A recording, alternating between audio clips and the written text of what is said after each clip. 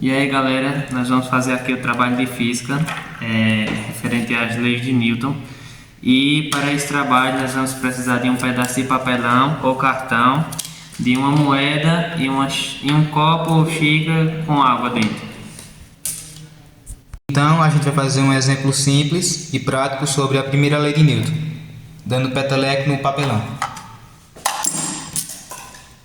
Então a gente repara que a gente tem aqui a primeira lei de Newton, a lei da inércia, que mostra que a moeda ela tende a ficar parada, mas a superfície que ela está embaixo, com a velocidade que ela dá ao peteleco, a moeda cai.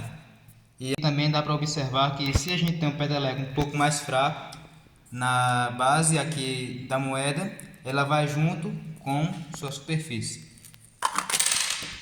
No segundo exemplo, a gente vai usar um experimento simples para demonstrar a terceira lei de Newton, da ação e reação. Então, para poder ser feito esse exemplo, a gente precisou de um barbante, um canudo, uma fita, um balão e também usei um prendedor para poder soltar o ar do balão.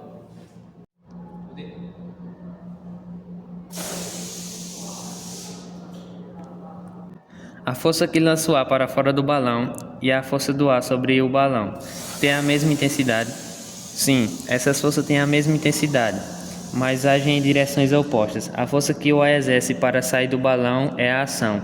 Em resposta, o balão sente uma força de reação na direção oposta, com a mesma intensidade. Essas forças se equilibram?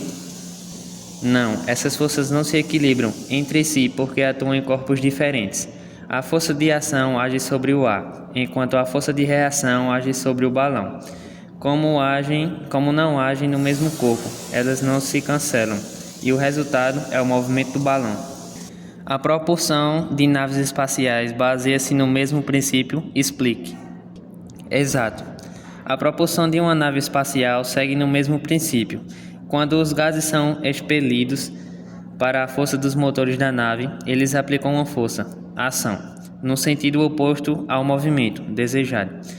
Em resposta, uma força de reação empurra a nave na direção oposta à do escape dos gases, movendo-a para a frente. Essa interação permite que a nave se mova mesmo no vácuo do espaço.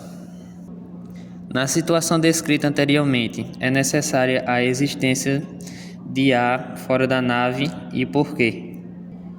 Não é necessária a presença do ar fora da nave. A terceira lei de Newton não depende do meio externo, mas apenas das forças entre o gás expelido e a nave. Assim, no vácuo do espaço, a nave pode se mover porque o gás exerce uma força sobre a nave ao ser expelido, e a nave reage com uma força na direção oposta, gerando movimento.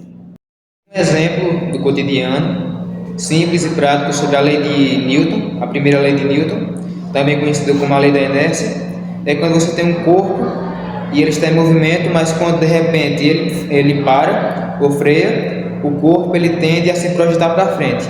Isso acontece porque, de acordo com a primeira lei de Newton, seu corpo tende a continuar em movimento na mesma velocidade e direção que o outro objeto estava antes de frear.